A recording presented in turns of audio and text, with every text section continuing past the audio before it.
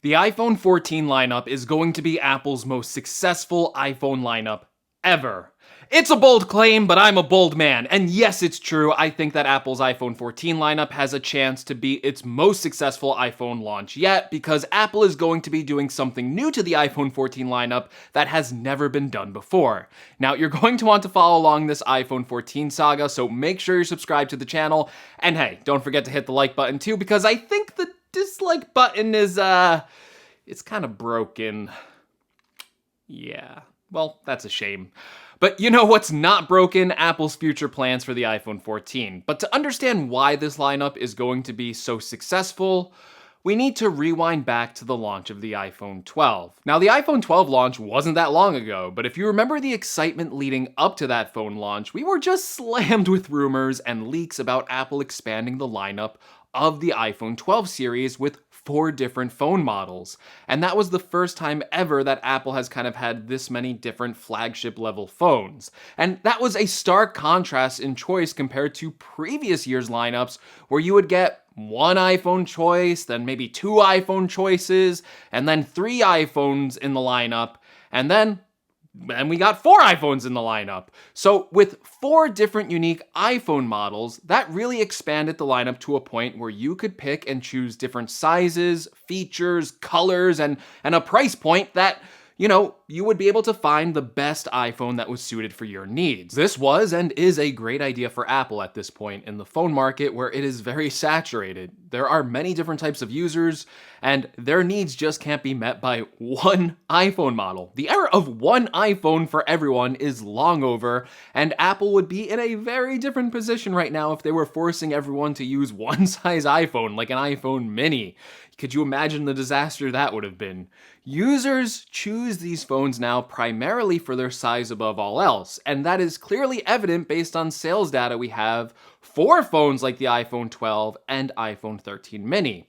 And based on all of these sales data estimates, the mini phones are not selling that well. In fact, it seems to be selling below what Apple even estimated, and even though I am a self-admitted fan of the mini-sized iPhones, it just doesn't seem to be popular enough in a world where people's main devices are their phones, and they want bigger screens and better battery life to fill their endless needs of scrolling through their phone.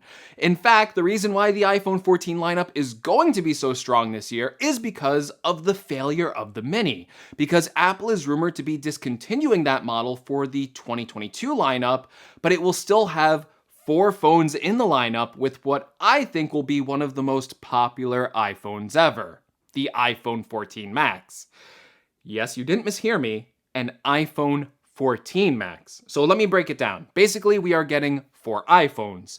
3 of them should be similar to last year's iPhones in the lineup. A 6.1-inch sized iPhone 14, a 6.1-inch sized iPhone 14 Pro, and of course the massive 6.7-inch iPhone 14 Pro Max. The supposed rumored new addition to the iPhone 14 lineup this year is not the mini phone, it's a bigger normal iPhone 14 with a 6.7-inch display, the same as the Pro Max, so an iPhone 14 Max, which means it will have the same features and camera system of the regular iPhone 14, but just come with that bigger 6.7-inch display, and because it has a bigger body size, it will probably come with a much bigger battery, and could be one of the best iPhone models in terms of overall battery life. This phone will be important in the product lineup for Apple for a few reasons. The first is bigger phones sell much better than smaller phones like the Mini. And this will be a big-sized iPhone that doesn't have a starting price above $1,000. In fact, if we try and estimate pricing here, I think we could see the regular size iPhone 14 move down from the price point of $799 to $699, while this iPhone 14 Max would be slotted into that $799 price point. That's a win for most consumers, as most people were opting for larger size iPhones. That would mean a price reduction in the 6.1-inch size, which is a popular size, and the cheapest price point we have seen yet for Apple's Max size phone. In fact, I think one of the reasons people jump up to the iPhone Pro Max series isn't because of the better cameras or the stainless steel frame, it's because they want either the biggest display possible or they want that massive battery for true all-day battery life. Both of which this iPhone 14 Max will probably deliver on, especially after this year's iPhone 13 series, where we are just seeing monstrous battery life on the 13 Pro Max. And take all of that and put it at an $800 price point, it is a lot easier to swallow than the $1,099 price point of the Pro Max, which I think means we could see a lot of people upgrading from older model iPhones to this iPhone 14 Max model. And I think this model could be very popular for Android switchers, where the average user pays usually a lower price point on their phone, but they also usually opt for phones with larger displays. Of course, the addition of a cheaper Max size phone isn't the only reason I think the iPhone 14 lineup will be a super cycle of iPhone sales.